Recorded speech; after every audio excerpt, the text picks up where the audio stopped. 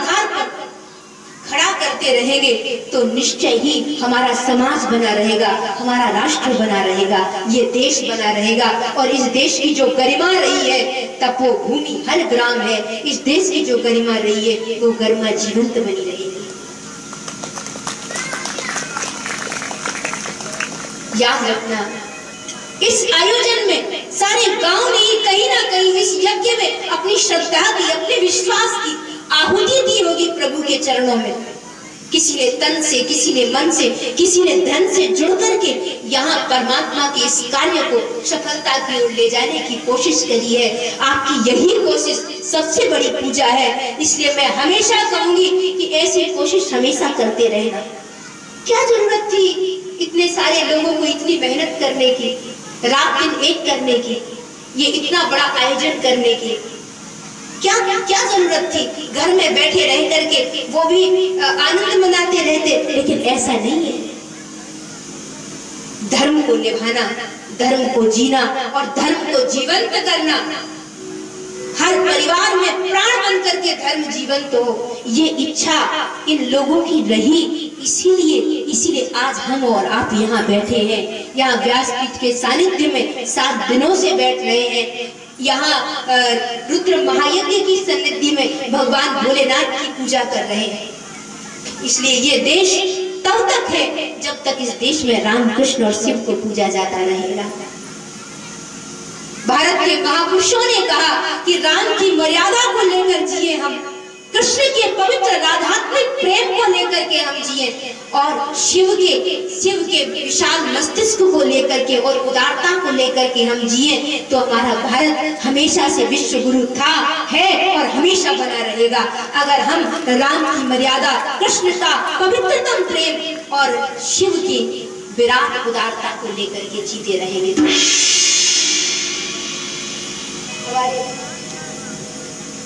हमारे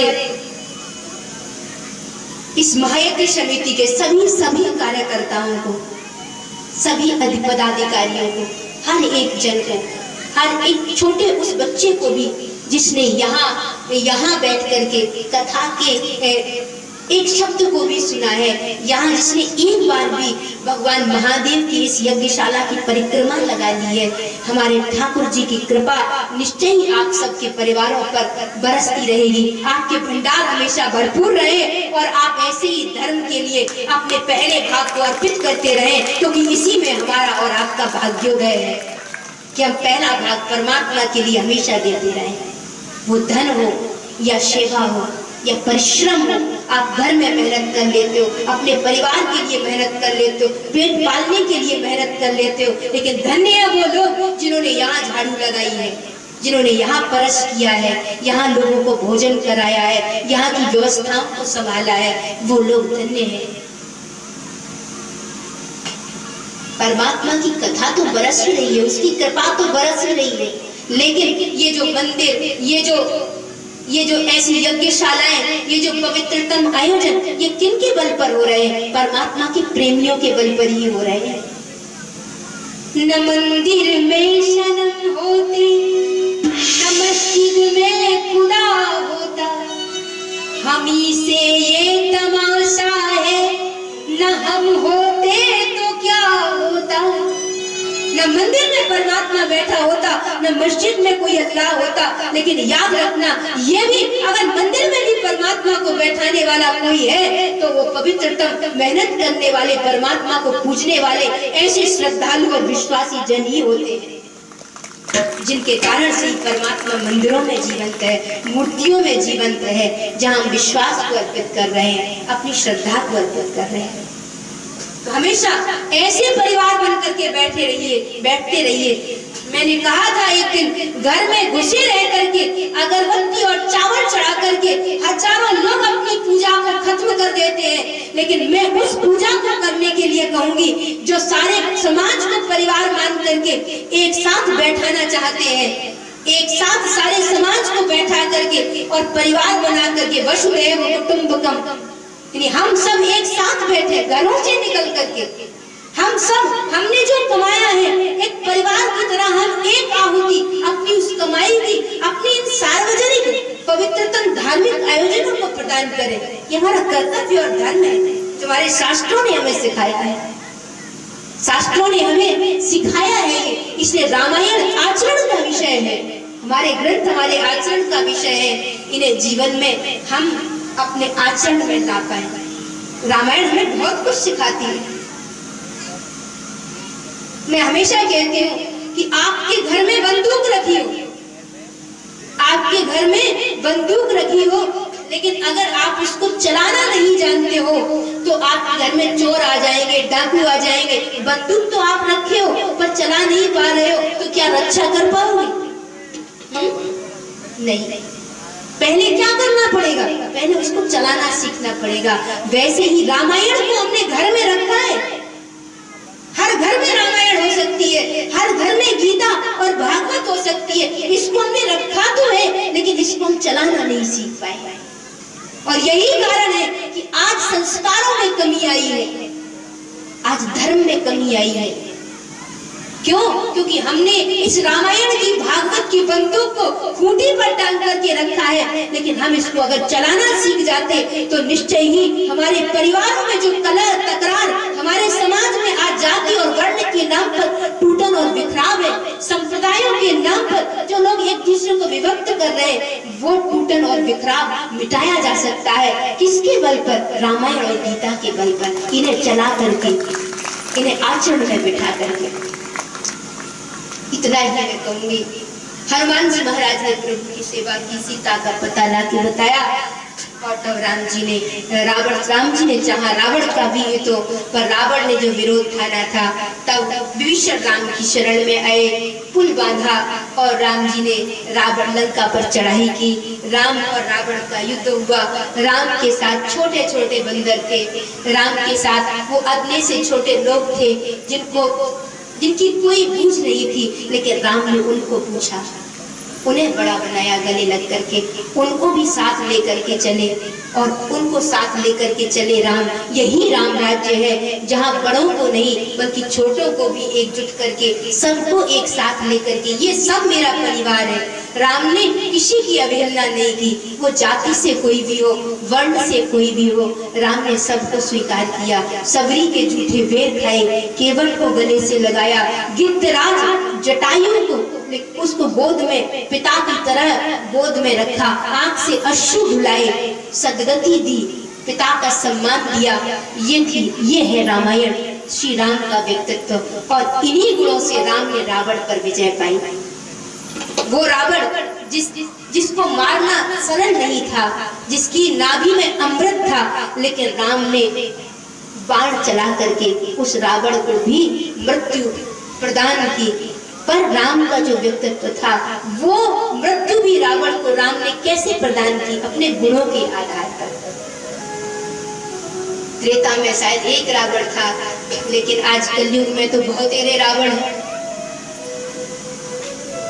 किस रावण की बाहें काटूं, किस लंका को आग लगाऊं, घर घर रावण, पग पग रावण, बोले इतने राम कहां से लाऊं? पर याद रखना, आप रामायण तब जीवंत होती है अंदर बैठे हुए हम रावण को मारने के लिए हमें अपने अंदर के राम को जगाना होगा। और अंदर का राम क्या है? उन्हें सत्य और निष्ठा, जिसने अपने हर कर्म को सत्य, ईमानदारी और निष्ठा के साथ किया है, वो निश्चय ही उसके जीवन में राम जाग जाते हैं। प्रभु श्री राम ने रावण को मारा, कुंभकर्ण को मारा और लंका पर विजय पाई, विभीषण का राज अलग किया। और श्री राम ने यहाँ प्रभु श्री राम अयोध्या वापस लौट कर आए और प्रतीक्षा में रत अयोध्या जो दिवाली मनाने के लिए बैठी थी कि हमारे राम आएंगे, प्रभु श्री राम सीता और लक्ष्मण के साथ लंका को विजित करके अयोध्या आते हैं। सारी अयोध्या में रोशन हो उठी अयोध्या, राम के चरण पड़ते ही जगमगा उठी अयोध्या। पवित्रता, प्यार, सत्य और निष्ठा की भूमि अयोध्या, जिसमें श्री राम सिंहासन पर बैठे और वशिष्ठ जी ने राम जी का तिलक कर दिया। प्रथम तिलक वशिष्ठ मुनि कीन्हा, प्रथम तिलक वशिष्ठ मुनि कीन्हा, मुनि सब विप्रम आय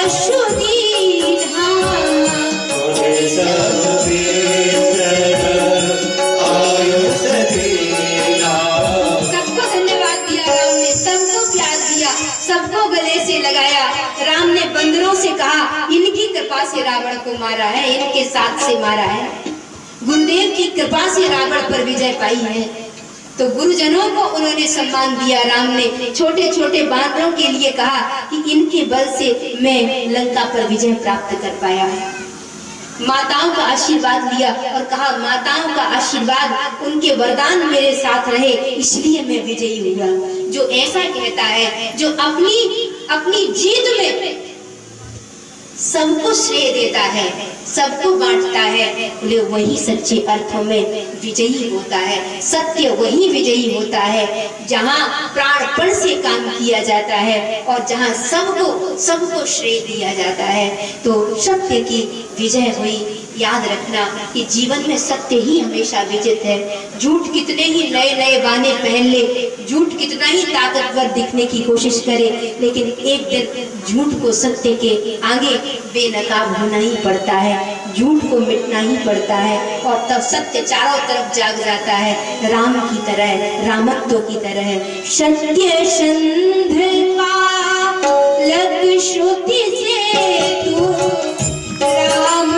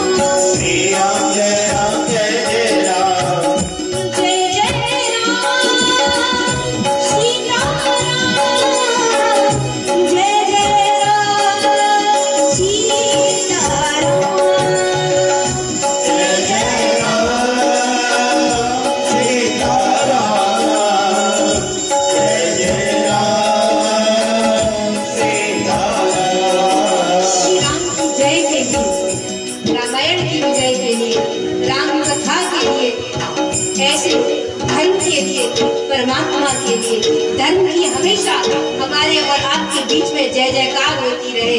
धर्म की जयकार की अनुभूज सदैव हमारे बीच में बनी रहे, इसके लिए प्राणपण से जुटे हुए भारत के उस हर एक धर्म से जुड़े हुए पवित्रतम व्यक्तित्व को हृदय से प्रणाम है। और ग्राम पगार में धर्म की, राम नाम की इस गूंज को निरंतरता देने वाले समस्त श्री रुद्र महायज्ञ समिति के हर कार्यकर्ता को हृदय से मेरा नमन है, वंदन है। आप सबके हृदय में बैठे हुए परमात्मा को वंदन करती हूँ। हमारी विशेषकर माताओं ने, जिन्होंने बहुत प्रेम दिया, बहुत स्नेह दिया, आधी रात तक जो बैठी रही नित्य निरंतर कथा को सुनने के लिए हमारी माताएं। यहाँ मैंने देखा बहुत सुंदर कि सारी रात लोग परिक्रमा लगाते रहे यज्ञ मंडप की। परमात्मा के हमेशा निकट रहिए, यही प्रेम का सूत्र देगा आपके परिवार और समाज को। हमेशा परमात्मा के निकट रहिए, हमेशा अपने मंदिरों के, अपने आस्था के केंद्र इन देवालयों के निकट रहिए, हमेशा समाज के निकट रहिए। सहयोगात्मक भाव से हम एक दूसरे के कार्यों में बढ़ चढ़ के हिस्सा लें और धर्म को कभी एक दूसरे का न मानते हुए हम सबका है। ये धर्म कभी व्यक्तिगत नहीं होता, धर्म हमारा आपका सबका है। तो यही भावना हर एक धर्म कार्य में हमारी होनी चाहिए कि ये हमारे प्रभु का आयोजन है। और वो कभी ये मत सोचो कि किसने हमें आमंत्रण दिया या नहीं दिया, वो धर्म के हर कार्य का आमंत्रण परमात्मा का होता है। धन्य है वो जिनके हृदय में परमात्मा संकल्प के रूप में जगता है और ऐसे महायज्ञ हमारे और आपके बीच संपन्न होते हैं। हृदय से बहुत बहुत साधुवाद, बहुत बहुत धन्यवाद। पुनः एक बार ग्राम पगार के हर जन जन के हृदय में बैठे हुए प्रभु को वंदन। आसपास के ग्रामीण क्षेत्र से आए हुए सभी जिन्होंने इस यज्ञ में अपनी भागीदारी निभाई है, आप सबके भाग्यों का उदय परमात्मा आपकी निष्ठा के अनुरूप निश्चय ही आप सबको बहुत बहुत आशीर्वाद दे। बहुत भाग्योदय हो आप सबका। ठाकुर जी की कृपा, प्रभु की कृपा आप पर नित्य निरंतर ऐसे ही बरसती रहे। आरोग्यता, सुख, शांति, समृद्धि, भक्ति, शक्ति निरंतर आपके घरों में हमेशा बढ़ती रहे, ऐसे ही भाव के साथ। और ये झारखंड में मैंने कहा था पहले दिन मेरी पहली कथा है और एक साथ ही 2 कथाएं ली मैंने। 7 जून से दोनई कला पद्मा तहसील में दोनई कला में श्रीमद् भागवत कथा है, वहाँ भी महायज्ञ है। वहाँ आप सभी, मेरा व्यासपीठ से आज चलते चलते आमंत्रण है, आप सभी वहाँ भी आइए और वहाँ निश्चय ही उस यज्ञ में भी सम्मिलित होइए और वहाँ भी अपनी आहुति जरूर डालिएगा। और जो भी भक्तजन मुझसे जुड़ना चाहते हैं, मैं ये मत सोचना कि मैं आपसे बहुत दूर की हूँ, क्योंकि दूरियां स्थान की हो सकती हैं लेकिन दिलों में दूरी कभी नहीं रहेगी। आप सब हमेशा मेरे हृदय में याद के रूप में मौजूद रहेंगे, हमेशा हमेशा आप लोग याद आते रहेंगे। क्यों? क्योंकि जितना प्रेम आप लोगों ने इस रात्रि में दिया, इतनी गर्मी में, इतनी उमस में, इतनी तपन में और रात्रि में आप जागते रहे और राम जी की कथा को जगाए रखा, ये राम जी के लिए, ये निश्चय ही राम जी के प्रियजन ही कर सकते हैं। तो मेरा आप सबको बहुत बहुत साधुवाद। जो जुड़ना चाहते हैं कभी याद करिएगा, निश्चय ही भागवत कथा, राम कथा, शिव पुराण कथा और देवी भागवत कथा, आप सब जो भी जुड़े वो YouTube पर देवी संध्या जी भागवताचार्य करके सर्च कर सकते हैं। जो हमारा चैनल है देवी संध्या जी भागवताचार्य के नाम से, आप उसको सब्सक्राइब कर सकते हैं। आपके पास कथाओं की जो जानकारी है वो आती रहेगी।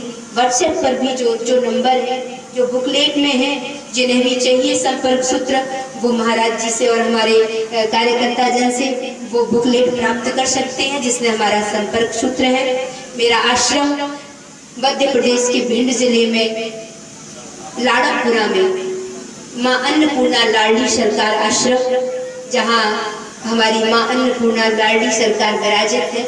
मेरा आमंत्रण है, वहाँ भी आइए और माँ के दर्शन करके कृपा जरूर प्राप्त करिएगा। और भिंड में प्रॉपर मेरा निवास स्थान है और लाड़मपुरा भिंड में मेरा आश्रम है। आप सभी कभी भी आइए, द्वार हमेशा मैया का आप सबके लिए खुला है। और इसके साथ ही जो भी जुड़े, आप भाव से कभी भी याद करिएगा, मैं हमेशा हमेशा मौजूद रहूंगी। धर्म के लिए निश्चय ही आपका हमारा भाव ऐसे ही श्रद्धा विश्वास से भरा हुआ बना रहे। इन्हीं शब्दों के साथ हरि नाम लेंगे हम और उसके बाद आरती की ओर बढ़ेंगे। उससे पूर्व कुछ सूचनाएं भी रहेंगी।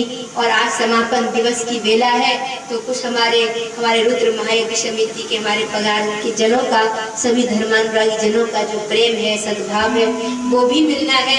तो इन सब के साथ आए, पहले आनंद के क्षणों में प्रभु को थोड़ा सा याद करते हुए हम। होश काली कमली बाले दिल लूट लिया, कमली बाले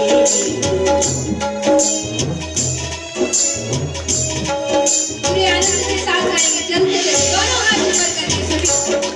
होश काली कमली बाले लूट लिया, होश काली कमली बाले लूट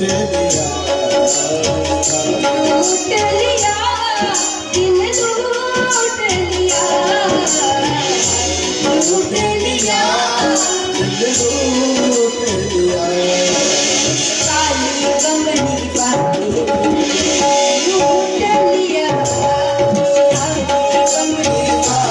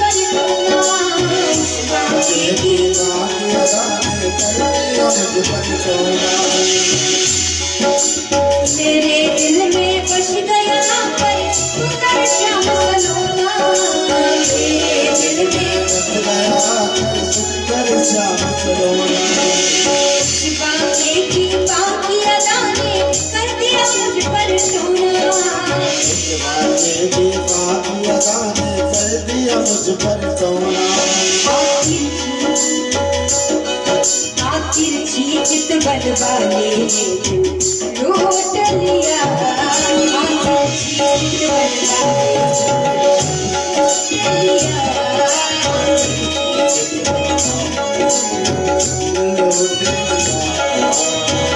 लूट लिया, दिल लूट लिया, लूट लिया, लूट लिया, काली कमली बाले लूट लिया, काली कमली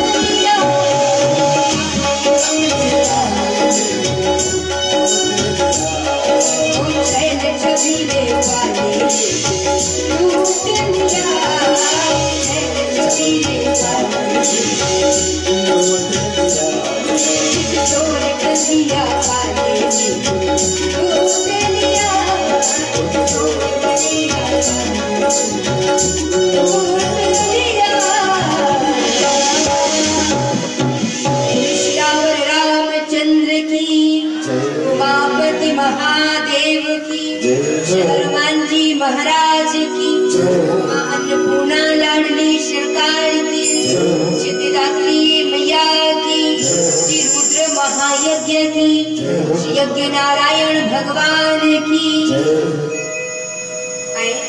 बहुत बहुत धन्यवाद। आरती की ओर बढ़े उससे पहले कुछ सूचना है। बहुत बहुत धन्यवाद। हमारे बीच में भेंट से चल करके आई कथा प्रवाचिका देवी संध्या जी और उपस्थित हमारे